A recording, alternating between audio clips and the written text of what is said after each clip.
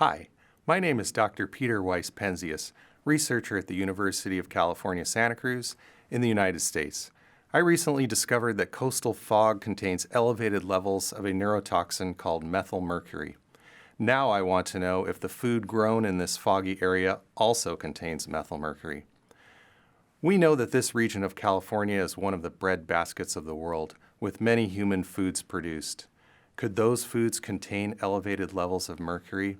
If so, is there any risk to people who eat them?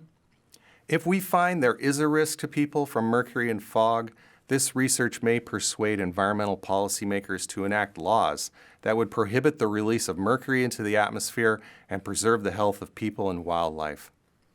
Here is a brief introduction to the science behind this proposed research.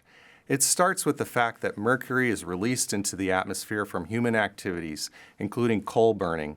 Eventually, it falls back to the earth in rain and snow. Mercury in water, sediments, and soils is converted to methylmercury by anoxic bacteria. Methylmercury then biomagnifies up the food chain. The health effects of methylmercury in mammals at the top of the food chain include impairment of motor coordination and memory loss. In 2012, I discovered a novel phenomenon whereby methylmercury enters coastal fog due to upwelling. As the fog bank travels inland, it carries with it the methylmercury. My latest study showed that methylmercury had bioaccumulated to dangerous levels in mountain lions in the foggy Santa Cruz Mountains in California. The mountain lion's main food, deer, and lichen, a deer food from the Santa Cruz Mountains, also had elevated mercury levels. Now, like me, you're wondering, is it safe to eat foods that were grown or produced in foggy areas? So that is when I had the idea to crowdfund this project.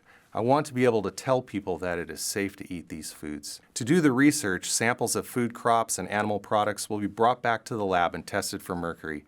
We will focus on foods like meat, cheese, wine grapes, artichokes, strawberries, and broccoli. The money we raise for this research will go directly to funding the work of an undergraduate student at UC Santa Cruz, who will collect the samples and perform the lab analysis. So there you have it, my project in a nutshell.